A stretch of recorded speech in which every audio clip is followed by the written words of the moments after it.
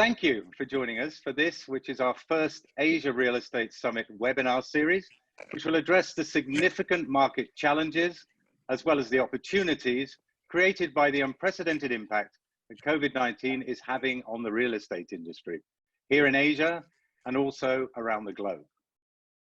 I'm your host today, Jules Kay, MD of Property Guru Asia Property Awards and Events. And I'm joined by Mr. David Johnson of Delivering Asia Communications, who will be managing our Q&A live session later. Hi, David. Jules, morning, afternoon. Wherever you are, yes, you must be in the afternoon realms, okay. The Real Estate Summit is an annual thought leadership event. It brings together property professionals every year to discuss industry innovations, share ideas, propose practical solutions to key industry challenges. This year's summit will take place in December, right here in Bangkok, Thailand. But while many of the property markets are actually in lockdown and going through a period of uncertainty, we thought it'd be a good idea to invite some experts and leaders from a wide range of real estate sectors and international markets to share their insights right here online. Today's webinar will focus mainly on strategies for investors and developers to consider as they prepare for the COVID-19 property market after things begin to flatten. Our speakers today bring decades of experience, knowledge, and resilience to your screen. So let me start by introducing them individually before we move on to the presentations. So, Mr. Jeremy Williams, make yourself known. Jeremy Williams is the Chief Business Officer of Property Guru, Southeast Asia's most trusted property technology company, with leading real estate portals across 5 countries that draw over 23 million property seekers monthly. Thank you for joining us today, Jeremy. Pleasure, Jules. Mr. John Hitchcox is founder of You Worldwide, one of the world's largest residential design and development brands, with more than 50 projects completed and 30+ projects under development around the world. It's a privilege to have you with us from the UK today, John.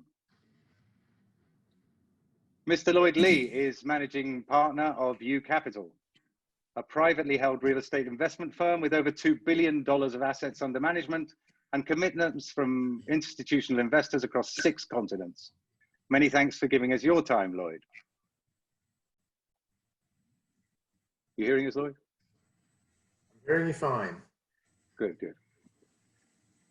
Mr. Paul Ashburn, co-managing partner of BDO Thailand, which is part of a $9.6 billion global auditing and financial advisory firm with offices across 167 countries, including all 10 ASEAN markets. Warm welcome to you too, Paul. Afternoon, Jules. Nice to see you. And Mr. Bill Barnett, Managing Director of C9 Hotel Works, an innovative market-leading hospitality and real estate consultancy with projects all over Asia, which also produces in-depth market research and investment reports that have become essential reading for many of the businesses and leaders in this region. Delighted to have you with us too, Bill. Mask on or mask off? Up to you, sir. Thank you. You're social distancing here. We're all online, don't we?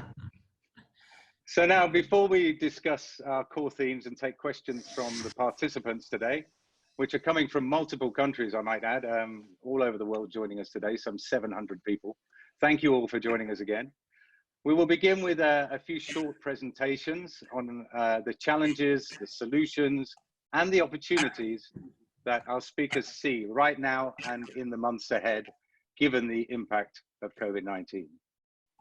So without further ado, first let's hear from Jeremy Williams at Property Guru Group on changes in real estate consumer behavior, as well as developers' responses, and how both of these factors are likely to shape the regional markets in Asia.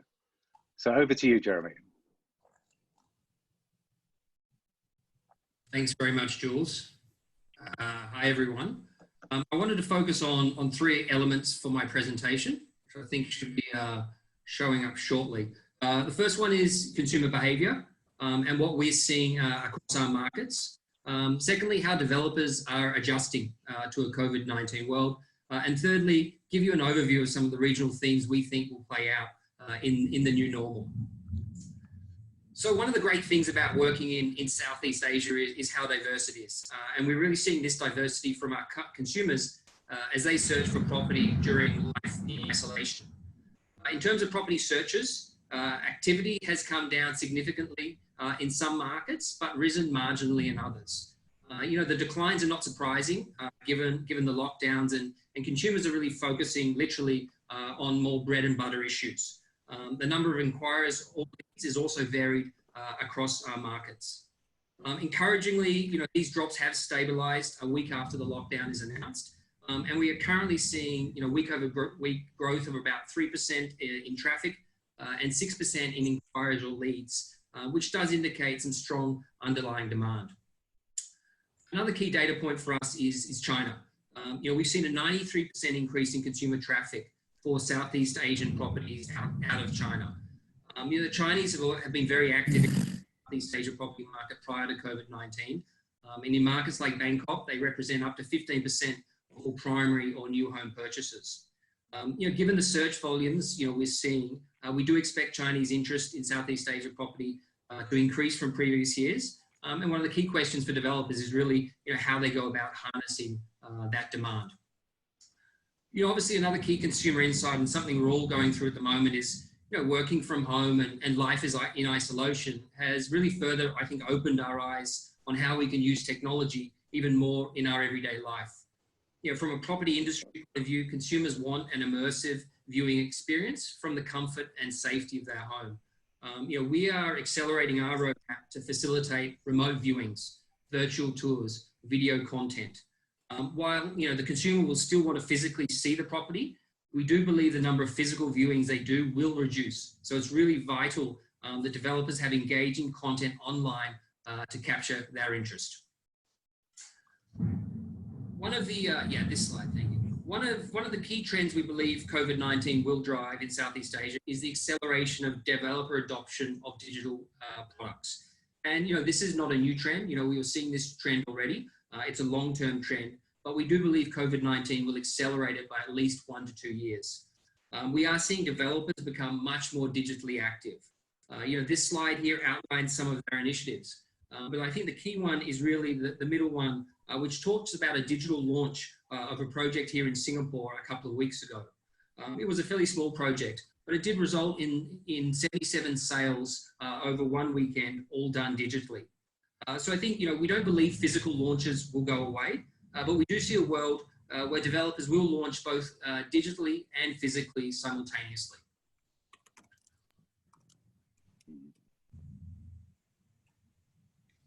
Next slide, thank you. I also wanted to just quickly highlight some of the initiatives and actions we've taken at Property Guru to support developers. The first is FastKey, and FastKey is a Property Guru solution that automates the project sales cycle from launch to close of sales.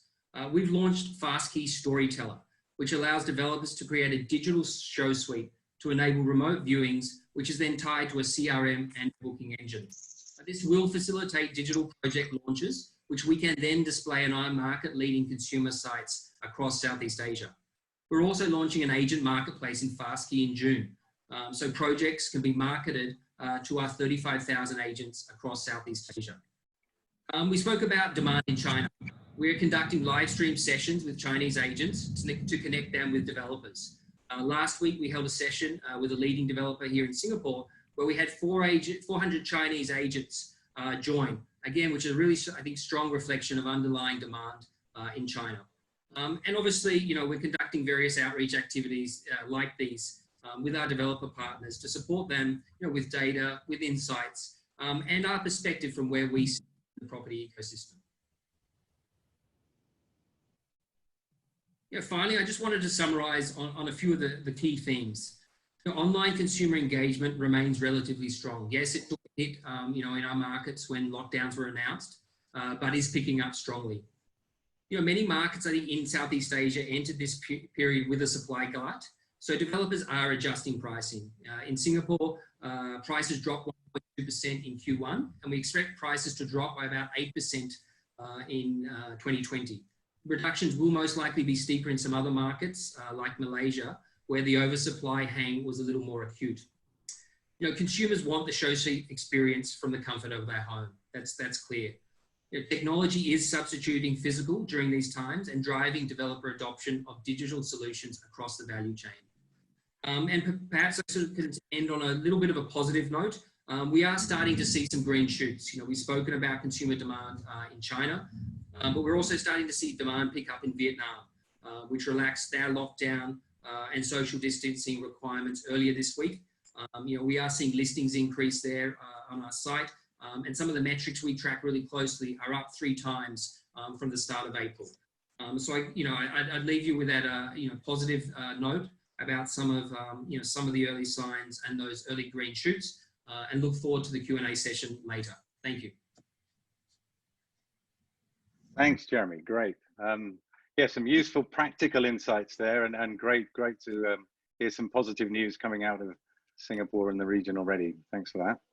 Lloyd, are you there with us? Could you take over? Can you hear me? We can hear you very well. Can we do a sound check? Yep, you're coming through fine for me. Same for the other speakers. Excellent. I'm seeing some comments here clear, so that's good. Thanks, Tom. So let's move, and then we'll try and come back to John in a second. My background is in real estate and private equity, and as a result, one of the things I wanted to talk to everyone about today is really kind of sort of sifting through the various issues that all of us face as we think about investing in a post-COVID environment. And for the moment, I'm just sharing with you in real time how we are looking at our existing portfolio, our existing deployment strategy for new investments, and how we're literally assessing the market opportunity or the market in our own world. And I think that the 5 things that we're going to run through today, we feel are a good place to start, no matter where you are in the world or where you are in the kind of COVID cycle, shall we say. And I think the first thing that we think is important to do in any cycle, including this one, is to separate out real estate fundamentals from COVID-specific fundamentals. And the reason is because in this particular downturn, we have a unique causation that is not real estate fundamentals, banking, or anything else. It's biological. And that, for most of us, is and so what we need to make sure we figure out as best we can is what we think is going to be happening with COVID, not just today, not just tomorrow, but over the medium term. And we'll get to that in a second. But we also have to remember that in the end, we're all investors, and investors have to invest based on fundamentals. At least that's how we work. And as a result, you can't forget where the real estate fundamentals were, not 90 days ago or 120 days ago, in your particular market. And that's one of the things that we've watched certain investors lose sight of in the last 60 to 90 days. And suddenly they've kind of fallen back to this almost day trading mentality, which is, do I get in now? Is it the dip? Are prices down? Are they up? Do I think there's going to be a J curve in the recovery? And the reality is, you've got to be very careful when you lose sight of underlying fundamentals, which is, how's my demand? How's my supply? What are interest rates? What do people feel is the intrinsic risk of a downturn, not related to COVID specifically, but to the fact that there are thousands, if not millions, of businesses around the world that might not be here in 90 days. And we need to understand the financial and actual fundamental impact of looking at the actual economic recession itself and what that starts to look like in terms of occupational demand. And so for us, looking in the UK markets, for example, and if you look at some of the Asian markets, they're obviously very, very different. Tokyo office has got very, very low vacancy. Other markets, not so much. London happens to have very, very low office vacancy rates, and the amount of supply coming online happens to be very, very low for the next 4 years. And now with COVID, probably looking like more like 4, 5, or 6 years. And as a result, we believe that there is still good quality fundamental reasons for investing in certain asset classes like offices in the UK, because they're fundamentally undersupplied, even if you took the average, the 10-year average of demand and basically stayed there and knocked it back by 20%. And that to us is a good place to start.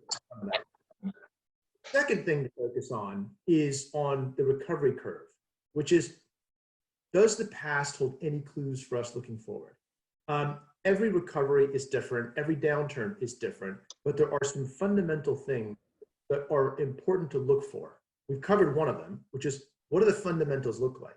For those of you who are around in the late 80s or 90s in North America or in Western Europe, there was certainly a substantial amount of oversupply in the late 80s. And so as a result, the real estate recovery curve was very slow because you literally had to absorb tens of millions of square feet of empty buildings. And in fact, it got so bad, it was cheaper to tear the building down than it was to wait for it to finally get occupied 4, 5, 6 years later.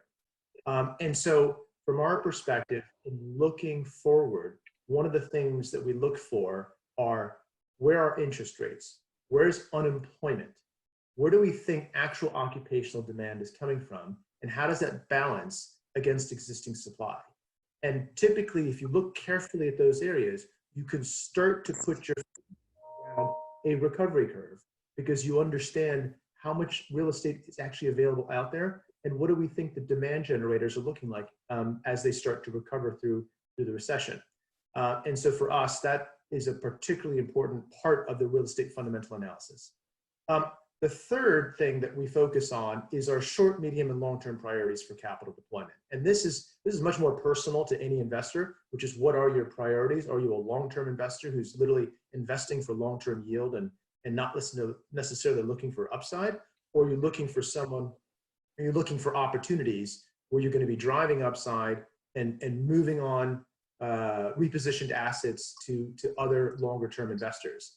And I think the reason that it's particularly important now is because whenever you're investing into a downturn, through a downturn, you have to look very, very carefully at your hold period.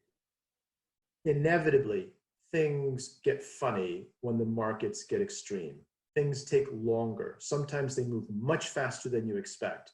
But generally speaking, you have to be prepared to hold things longer because you know exactly how long the recovery curve is going to be. And as a result, one of the things that we focus on in our priorities, in our capital deployment, is a stable capital structure. One of the things that almost always happens in a downturn is the banks freeze lending, or they make lending very, very favorable to the banks, which means they're giving you short-term lending, they're giving you bridge financing, they're not taking the long-term risk with you. And what we found can happen to certain investors, they borrow short and they buy long. And if the recovery doesn't happen the way they think, they owe the bank the money and they haven't actually exited the asset yet, or the asset hasn't actually reached maturity yet. And you can get caught by that kind of thing. So creating a very stable fixed rate capital structure is very, very important in these very, very extreme inflection points. And speaking of inflection points, one of the things that we're already starting to see is the old saying of catching a falling knife, which is as the market falls, where do you put your money? And we're already starting to see a flight to safety. And if you look throughout the inquiries I suspect that you're getting in Asia, it would not surprise me to find out that Singapore is one of those markets that's probably getting more inquiries today than other markets which are considered emerging. And the reason is because, and it's not surprising, investors are generally at this stage not looking to shoot the lights out. They're not looking for those excessive returns. They're really looking to preserve capital, create yield and benefit, and not feel like they're taking undue risk in an uncertain market. But what it means for those of you who are trying to identify opportunities to create more returns, it's probably not a crazy thing for the next 12 to 24 months to be looking at some of these more core markets and finding opportunities where you can transform the value at the asset level, where you're actually surrounded by a market that you think will have higher levels of liquidity over the near to medium term. And so that really is the summary of how we look at the world, and we look forward to engaging with everyone on questions shortly. I think John is back online. Hopefully the sound is. Would you like me to carry on? Please do. Well, pick up. I think you can basically pick up your slide again. Yeah, I'll pick up from where I was. I just got to the stage of yes, the second homes market. I think should be strong. Retail, I think you're going to have an interesting time because the technology has really changed the game, and I think what's happened is this lockdown that we've had has just really accelerated that process a lot. And I mean, I see it here just by way of example. I mean, we get something like 400 Amazon deliveries a day here, and everyone's just shopping online, and that's going to fundamentally change things. I think retail is going to become much more of an experience, which it was heading in anyway, and this is just going to be accelerated. And that rolls on to, which other people have said already, to offices, where I think live work, which was a trend 10 years ago or more. I think that people have been given a full demonstration, as we are today, of all the opportunities and all of the advantages and disadvantages of live work. And I think that's going to become much more acceptable. We've all learnt these words like Zoom and how to conference and work. And we've definitely noticed it in our office. Our level of productivity has been very good, if not better than normal in some cases. Creativity seems to be good.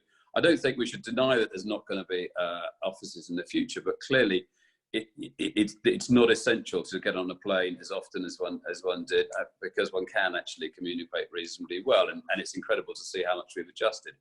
I think on that side, the depth of that change is going to be somewhat dependent upon how long this thing lasts. If this thing lasts for a long period of time, then I think that the office market might change a little bit more significantly. And again, just picking up on Lloyd's point, I think quality is going to be a really big issue here. Quality of companies that you work with, qualities of delivery that companies can provide.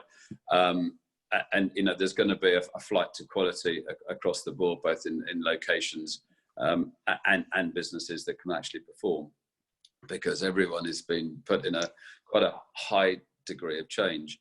So our strategy is, yes, Lloyd just mentioned, we've just raised a fund which is for special opportunities in the UK, and that's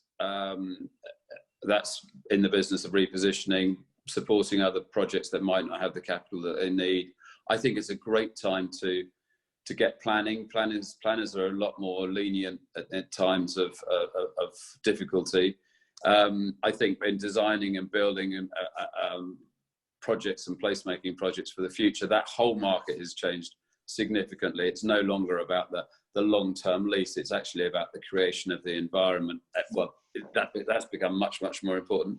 It's also going to be a great time to build. You're going to get very competitive prices, I think, once the supply chains open up. And you've also got, you can bridge the gap by construction. So those are all the things that we're looking at. Apologies for the quality of the sound here. No problem. Thanks very much. Great insights from both of you. Thanks for your contributions. I'll be back with a couple of questions for you at the end of the presentations. Thank you so much. So now let's bring it back to the region a little and talk to Paul Ashburn from BDO. He's going to cover some of the regional fiscal policies and stimulus measures being introduced to kickstart the economies in Asia. Over to you, Paul. Good afternoon, good morning, everyone. What I'll do is just give a quick snapshot of where we are in the first quarter of 2020. Basically, we've seen policy making around the world in overdrive. There is no playbook for a pandemic in this modern era. So governments have gone and approved stimulus packages 1, 2, 3 times in order to respond to this deepening crisis. The result is it's had a very abrupt impact in a space of a few months on the world economy. And so businesses closed down, people working from home.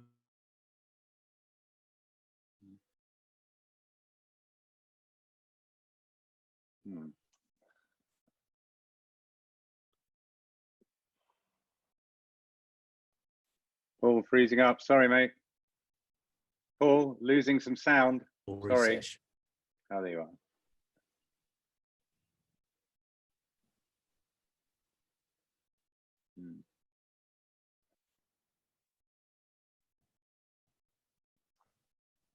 One thing is certain, economic costs are prohibitive to continue with the lockdown. So people and the economy needs to get back to work again.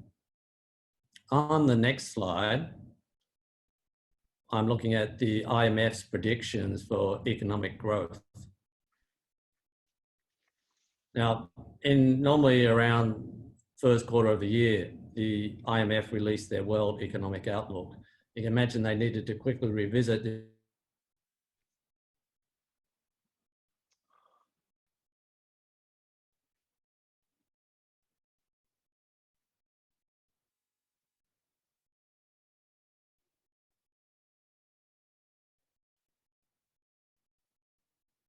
2021.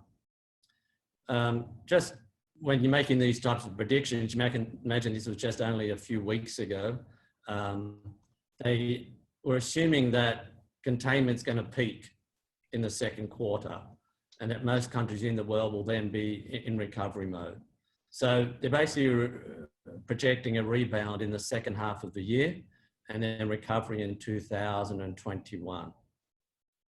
It's still predicted to be the worst recession since the Great Depression and far worse than the GFC in 2008. What you see though is Asia, and especially ASEAN, doesn't look to be as impacted as the West. So we had Asia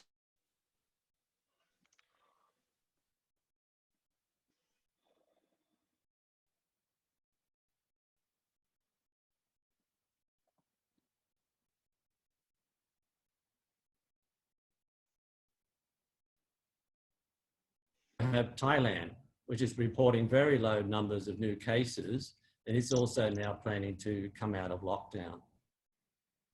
Now, all these predictions are going to depend on how successful containment really is and how quickly countries can recover.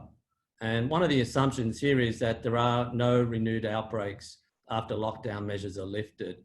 And this is being raised now as a serious concern, whether there might be a second wave of what the impact will be. So there's still uncertainty, but definitely there is optimism that once this is contained, economies will go back into strong recovery mode.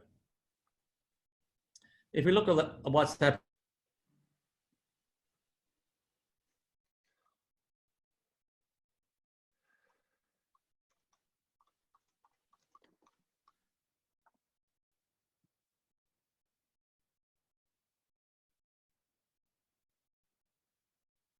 it's just focusing to date on dealing with the issue, not with recovery. So in Singapore, they've got the property tax rebate of up to 100%, where that should be passed on by owners to their tenants. Australia was very quick to provide support to commercial tenants. They came out with rental moratoriums and code of conducts to follow. Turning to Indonesia, Indonesia was a bit late to act, but now it's also looking to accelerate its planned tax reforms, including cutting corporate income tax. Interestingly, they're also then going to focus on the tech companies who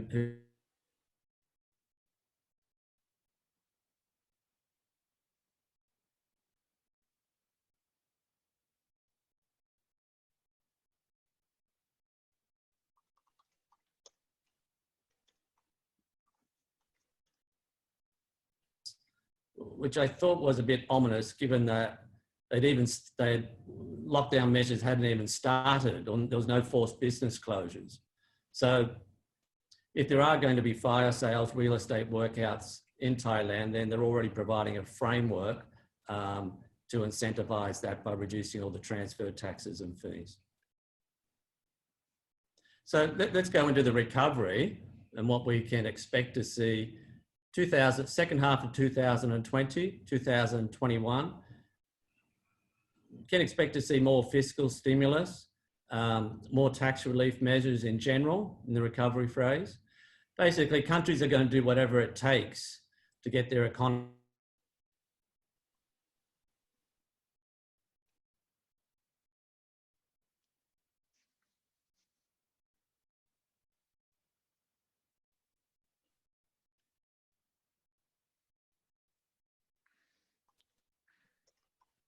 And in Thailand, for example, they may defer the new property tax, which has already been deferred, but may have to defer it again.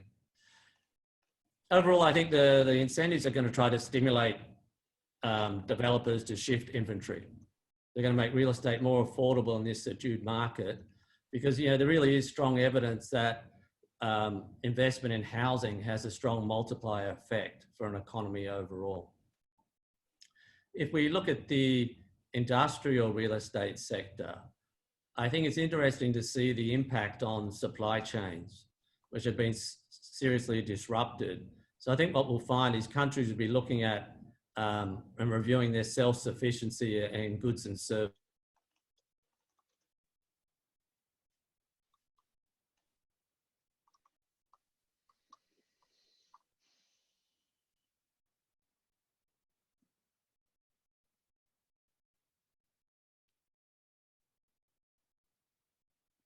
Medical gloves, and it's the world's #1 exporter of condoms. Who knows? So, want to come in. Paul, sorry, we've had a few problems with your sound there, so I think I'll have to wrap you up there because I think you kind of disappeared right at the end. Can you hear us now? Yes, I can hear you. No, that's fine. But thank you for that. That was some good insights there, and the slides told the story. Which is why we have a slide presentation as well as a speaking slot, because we did lose you a few times, but I think the key core information was covered there by the slides. So thank you anyway for your contribution, very useful. And now we'll move on to Bill, who will look at some of the supply dynamics across the Asia region with a focus on branded residences in urban and resort destinations. So Bill, hopefully we can hear you. How are you doing? Hi, thanks, Jules. And actually, interesting enough, we lost Paul there with condoms. That's the last thing I heard. So that was interesting. But I'm in Phuket, so it's a sunny day outside. I've got my Ray-Bans when I walk to work today, and it's a beautiful day here, though it's a lockdown. I don't know about you, but one of the best things which is going to come from this COVID-19 situation when it starts ending and we start reopening things is I'm going to go get a haircut, and hopefully I'm going to get back on an airplane, which I think both myself and my wife are going to be happy about. So those are two of the positive outcomes which we're looking as part of the reopening process. I think when we talk about, to frame my discussion today, we're going to be talking about hotel branded residences, but let's frame ourselves looking at post-COVID-19 saying, where is real estate today? We don't have blinders on. We're not saying, we're talking about what's going to happen tomorrow, maybe the day after tomorrow, maybe the month after tomorrow, maybe the year after tomorrow. But at one point, we're re-entering a cycle. And I think one thing that we know is certainly going back historically, and we always say this is the new normal, but is this really the new normal? We learn from cycles. After 9/11, there was the fear factor, again, people getting on airplanes. America took off their shoes and it made the entire world take off their shoes. So we go back and look, and there became a protocol from a crisis. I think that's what we have to learn from COVID-19, saying, we're going back into a cycle, and this is the start of a cycle. Now, when you cycle, you have up cycles and down cycles. When you ride a bicycle, you press down and you coast upwards as well. So what's going to be happening in terms of the recycling of real estate? And something that really interested me when Jeremy spoke was, what are these positive outcomes going to be in terms of the accelerators of the trends? Where are we going to see those green shoots? And I think typically in branded residences, whereas all type of real estates, this is an exciting space, because technology certainly is going to accelerate through the space. And I think when we look at transactions, be it COVID-19 related or anything else, people are going to want to not be a hands-off approach, and that's going to accelerate technology. But not only to the point of doing views or doing part of the transaction, we think the entire transaction eventually with big data will go online. We think online brokerage and having due diligence being done and title checks, and that's certainly going to be a big outcome from this whole process, because that's going to accelerate. For the past 5 years, 10 years, we've talked about prop tech and what's going to happen with that, but this is going to be the accelerator of that. So that's going to be one of the most exciting outcomes of this process as well. Now, if we talk about branded residences, I think branded residences are interesting for us because, we work from Japan all the way to the Maldives with branded residences. There are branded residences in the Maldives. Saniva Fushi, Saniva Johnny have sold multi-million-dollar villas there. This is an interesting asset class because when we look at development appetite post global financial crisis, we saw developers globally say, we want to break up our risk factors to developing hotels. Now today, when we look at hotels globally and new hotel projects pipeline in upscale, upper upscale, and luxury, we see that probably 30 to 40% of this has a branded residence or a mixed use element. And the reason was that we learned from the global financial crisis, and that cycle is, we learned that you want to break up the investment and start mitigating risk. Branded residences really provide a acceleration of returns. Typically in a hotel, it could take 8, 9, 10 years to return your capital on a hotel investment, but branded residences somehow meet the hospitality industry's, yield expectations. I think when we look across Asia, right now over 1/3 of the global branded residences projects globally are in Asia. That's a pretty high number. And that's interesting for us because, it's a booming real estate market for the past few years, but I think what we've seen for over, we can also learn what's been happening the past few years in Asia when we're saying what's going to be the future trend. Because we did see the trade war with China. We saw a slowdown for the past year, in terms of certainly currency stress as well. And what that does is push affordability into the marketplace. This has also transpired into branded residences because we're seeing smaller and cheaper. In residential, there's only two things that matter: how much it costs to build and how much can you sell it for. And so there is a lot more pressure on pricing, and that's also putting pressure on sizing. So we think that's going to flow into branded residences as well. So that's going to be a determining factor. In terms of the supply growth in Asia, it was interesting because China was an early adopter of branded residences if we go back 5-10 years. And we saw a lot of projects in southern China, especially Guangzhou and places like that, where you saw big branded residences, which weren't really for rental yields. They were pretty much being driven into a hotel brand, lending their name to a real estate project. And what we saw about how China moved later on was Chinese developers eventually said, or Chinese buyers said, we want to move outside of China and put our money elsewhere. So that cooled off. But for us, mainland China is still a big market for branded residences. So there's a lot of unexplored potential in there. But typically we're looking at Thailand has the highest number of pipeline projects, be it, in urban areas, Bangkok, Kuala Lumpur, Manila, Jakarta, and certainly in the resort markets when we look at Phuket, and we also look at Vietnam now. Vietnam has a massive amount of condo hotel projects. That's another interesting. And I think when we go back to the country profile, again, we're seeing a reasonable spread, but we're also seeing the countries whereby people are buying investment. I know Lloyd talked earlier about a safe flight to real estate in places like Singapore, institutional flight. And I think that's interesting from one point, but we think for branded residences, you'll see consumer or individual buyers or even smaller private equity groups looking at branded residences in secondary markets because there's value there. And I think the value of that's also going to be in terms of the ongoing yields. You're not relying only on capital appreciation.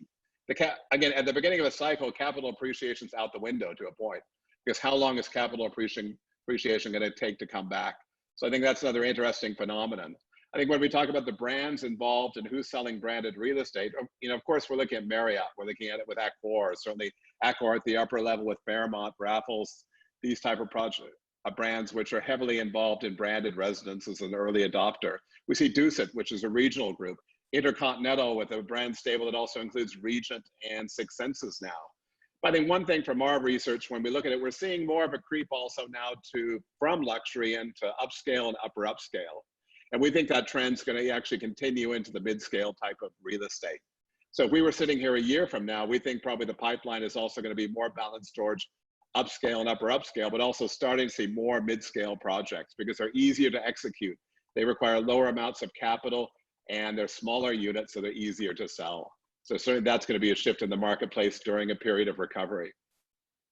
I think certainly when we go back and look at terms of urban versus resort, we're seeing more of a balancing there. Traditionally resort markets were strong. If we go to North America, we've learned alpine real estate, be it Aspen, be it Vail, be it Whistler. These were projects, certainly which helped define that industry. And certainly in the resort market, Hawaii, with condo hotels. Today in Hawaii, more than half the hotel supply are condominium hotels. When we look about this, people ask me, well, how stable is this sector? We have to go back to Hawaii where they started selling in the 1960s condo hotels. And, some 60 years later, we're still seeing that as a driving force of the accommodation market. But one thing that's different for hotel branded residences when you're selling rentals versus full-time residences is it's an indication of the hotel market. And that's often when we look at guaranteed yields and projects like that saying, is it real or not? It's going to be based on a hotel market, not a real estate dynamic. And that's kind of a different mindset with branded residences. I think certainly in terms of room types, again, and type of units which people are buying, 2-bedroom, again, this is kind of a foot in both ways. Traditionally, we would say people would be buying larger luxury units, and also the smaller units just for a yield. But now we're seeing a foot in both, saying, well, let's kind of leverage this. And it's a little real estate, and also it's a little yield based. So a 2-bedroom unit across the board in all the markets we look at is by far the most popular type of unit. And I think, again, when we go back into the Asia style of branded residences, and look at the broader market, we recently looked at what the branding premium was. And traditionally, a hotel group will say it's 30%. But interesting, in Asia, that's pretty much holding true when we go to places like Niseko with the Park Hyatt and other markets. I think we are seeing more pressure in North America, in Europe as well, where you have other luxury developers without brands attached to it, which are creeping in. So we're seeing those premiums slip a little bit in other markets. But Asia, for the most part, we're seeing 20 to 30% branded premiums. I think that's all for me now, Jules. You want to move on? Great. Okay. Thanks, Bill. Nice. Yeah. So your sound was perfect, which was great. I think, you know, some great regional insights. Condom, you said? No, sorry. No. That was. Okay. Thanks, Bill. Yeah, classic. He always has these. Yeah. So Bill's giving us a bit of regional perspective there on some of the product classes as well. I think before we go to the participant questions, I think I'd like to dive a little deeper into some of the key points that we've raised in the presentations, and just throw a few questions at you guys to elaborate a little. If we could start with John, because you're back on and your sound is clear as a bell, I believe now. Although you may still be on mute. There you go. Yeah, John. So, as a developer, you know, at the core of your business, I mean, you do many other things, but as a developer, what does your instinct tell you? I mean, there are a lot of different asset classes, markets to look at, different options. And what does your instinct tell you in terms of where to invest as the countries start to flatten the curve and we see a recovery? I mean, I counted 5 recessions in my career in property, and this is a very interesting one because, you know, the crystal ball is very murky because you're opening your doors on day 2 and then it's just trying to see what's going on. I mean, clearly we've outlined in some of the talks, and everyone has in their feeling for what's going to happen. I think it's going to be very much consumer-led, and it's going to be very much dependent upon how the governments manage that, and how they manage the behaviour of people, and with their various stimulus packages.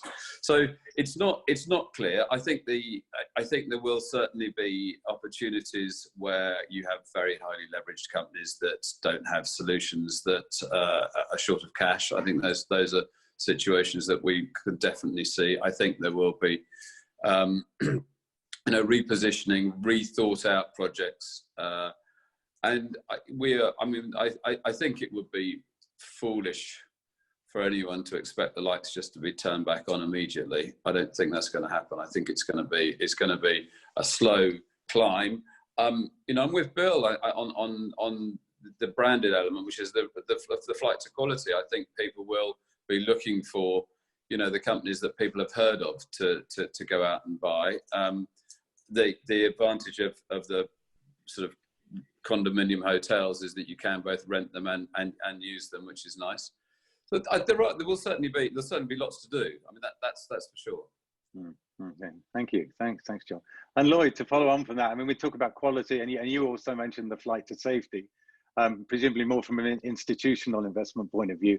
But what constitutes safety in a post-COVID economy? I mean, you know, is it based on history and? Yeah, look, I think we have to separate the biology from real estate fundamentals.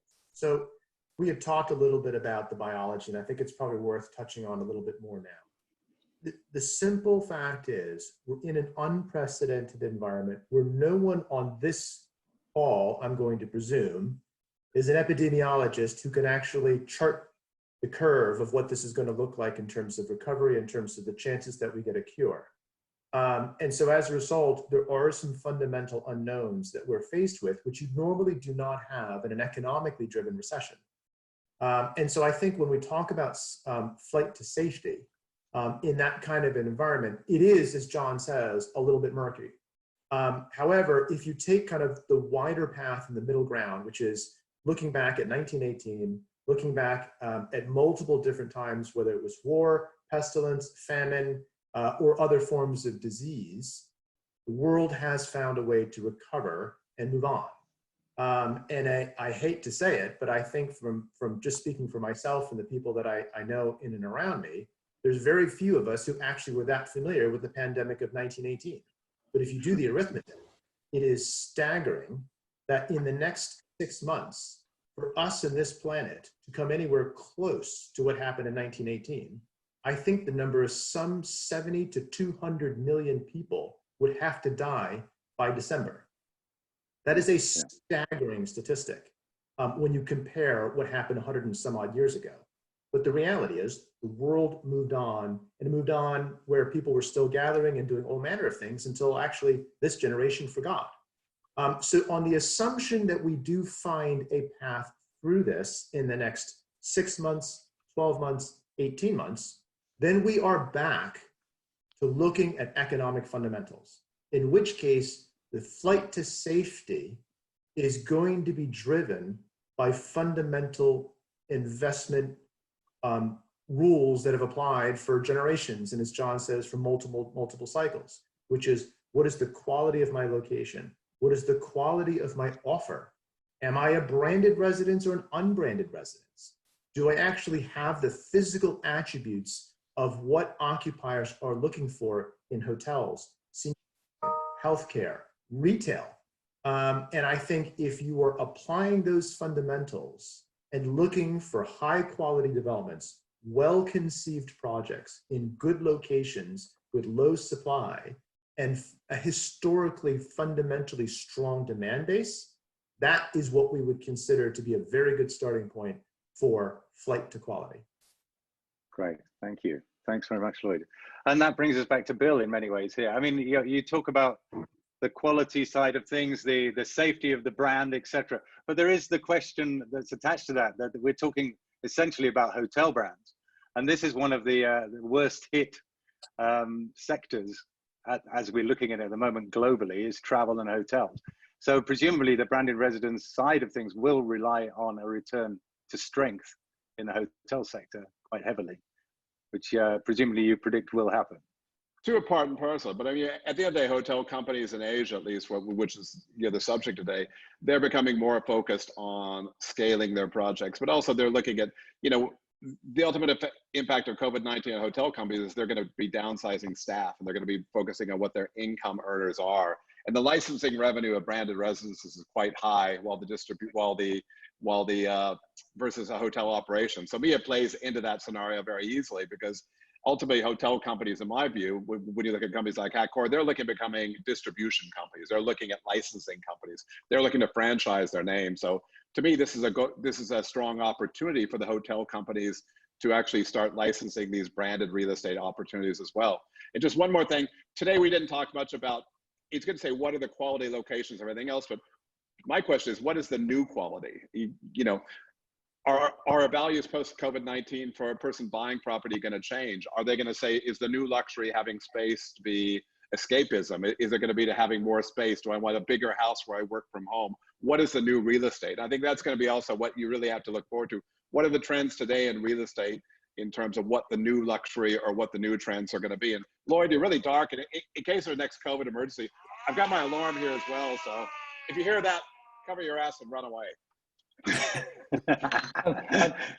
Jules, could I quickly ask a question related to that? I think it's very interesting. Bill talking about location. If you've got one from the participants, please go ahead. Yeah. Absolutely.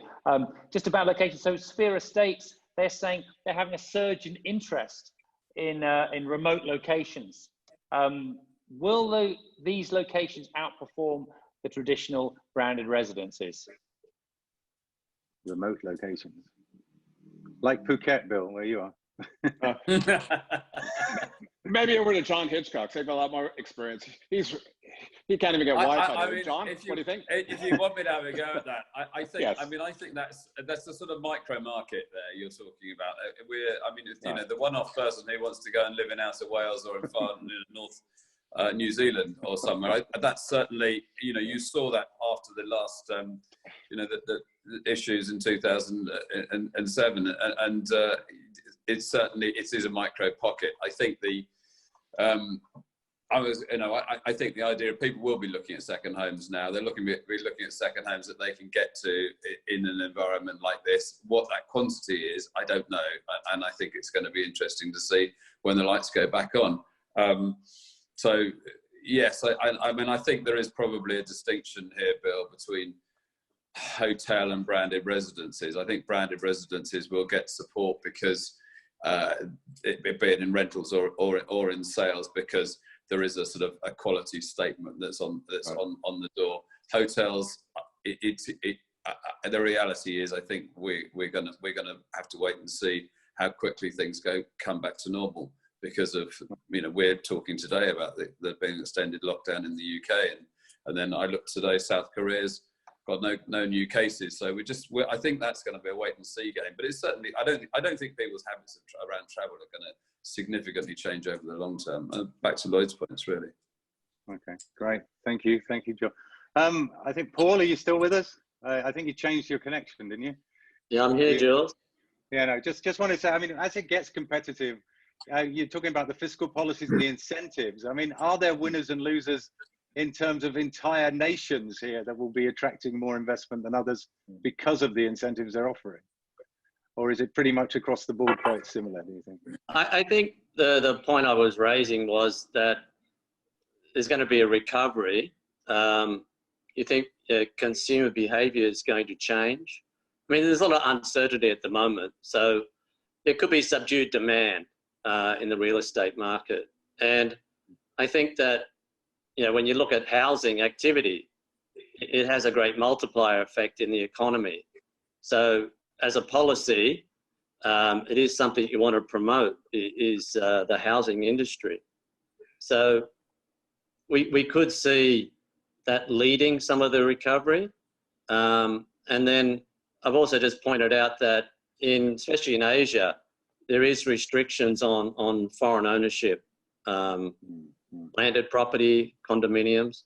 And you saw before in Bangkok that foreigners buying condominium units in Bangkok, large percentage of those were Chinese. So I think they'll want to attract the Chinese investment back. But one of the issues at the moment will be about, is traveling, restrictions on border movements. So I'm interested to see if they might also ease up on the restrictions on foreign ownership. It may be just for a short period, but to do enough to stimulate interest in the housing market to help the economy overall to recover. Great, thanks, Paul. I'd like to go quickly back to Jeremy. We haven't seen him since the beginning. Maybe shift the focus a little bit as we wrap up here. We haven't really spoken about the feel-good side, i.e., some of the property companies we've been reporting on, developers have been doing significant things to help out in the community, help the employees. Do you think that's also a significant new trend that will continue post-COVID? Is that important to the real estate industry, or is it just a reaction? No, I think it's really important. I think if anything, the sense of community is going to become even stronger. So I'd expect that within the real estate industry to be a trend that sort of survives post COVID-19. Certainly for us, it's something we've been very focused on as a company. Really, working with our employees through these difficult times, but also our customers. And we work with 40,000 agents across Southeast Asia. And, for us, it's been really important to show our partnership to those agents, because these are very, very difficult times for them. So, we've sort of, launched a suite of relief initiatives worth over $2 million in our markets to sort of support agents and really partner with them through these difficult times. And I think, when the chips are down, when people are there, they remember, right? And they remember that you're there for them. And you can really sort of build a lot of sort of, lifetime value and really build a solid relationship and partnership moving forward. I think, these are really important initiatives and focus areas that will survive post-COVID-19. Okay, thanks, Jerry. Thanks. Well, we're almost up for the hour, but I think, David, you might have one more from our participants to throw, and something specific or everyone. Thanks, Jules. Yes, it's a lot of it's come up a lot in the Q&A actually. Will the countries that have responded quickest and fastest and best post-COVID, the recovered quickest, like Vietnam, should we say, like South Korea, like China, will there be more investment into their property markets as a result of their speed of recovery? Who wants to take that? Yeah, who wants to take that? I think I'll have a dash at that. the early returns is exactly like tourism. It's going to be domestic housing. So you have to look at which markets you're going to see domestic. So when you're betting on which countries are going to see a return of domestic housing demand, I think that plays into places like Vietnam in terms of, which countries are opening quicker and which countries is there still demand moving forwards. We think those countries will be fast adopters. I was in Asia during SARS. I was in Asia at 1997, and we certainly see these type of early adopter countries move quicker than the West, in terms of that. So I think we would pinpoint that. There's still going to be a lot of pain in Hong Kong. There's still going to be a lot of pain in Singapore. We'd see these emerging economies as on a consumer basis for consumer real estate, faster recoveries. Jeremy, I saw you put your hand up. Do you agree? No, I was trying to be very polite there, Jules. No, I agree with Bill, right? I was actually going to mention, Vietnam as well. I mean, I think, Bill, a little bit, what Lloyd's been talking about fundamentals. I also think about, what was a good idea pre-COVID is probably still a good idea post-COVID. I think there are changes, but Vietnam just fundamentally very strong. I mean, was forecasted to grow at 7%. Is still forecasted even post-COVID to grow at 5%. So I think Vietnam will be really sort of lead the region out of this. Great, thank you. I think overall, the point here is housing. I mean, I think housing is certainly, people still need somewhere to live, and they're probably more focused on their homes than they ever have been. And I think governments will be looking to stimulate the construction sector, and particularly across the planet, that there is a shortage of homes. So that's certainly an area that you could see that would get potentially get a lot of stimulus. Yeah. Okay, thank you very much. Well, we are on time. It's an hour. We've gone through here now. So very interesting insights there from everybody on the panel, and huge thanks for you to join this first Asia Real Estate Summit live webinar. Thank you to John and Lloyd from you for joining us internationally from across the planet. Thank you very much, guys. Thank you. Jeremy from Singapore, thanks a lot for contributing. David Johnson on the questions, thank you. And Paul Ashburn in Bangkok, thanks for joining us. And of course, we can't forget Bill, who's already ready for a big farewell, I think. Yeah. Bill? One in sunny Phuket. Sunny Phuket. Sunny Phuket from Bill. So we look forward to, and thank you obviously to all our participants here. It was going up and down between 400, 500, 600 people. So great participation. Thank you very much. We have received a lot of questions. We will endeavor to answer them via email if you send us inquiries through the system. And we do look forward to welcoming you back for more webinar sessions over the next few months as we invite more global experts to share their thoughts on everything from architecture and design to future-proof development strategies, smart investments, and other strategies in the new normal. So in the meantime, stay connected to the Property Guru Asia Real Estate Summit on our social media channels, and we'll see you again online soon. Thank you, everybody, for joining. Thanks, guys. See ya. Thank you. Bye. Take care. Thank you.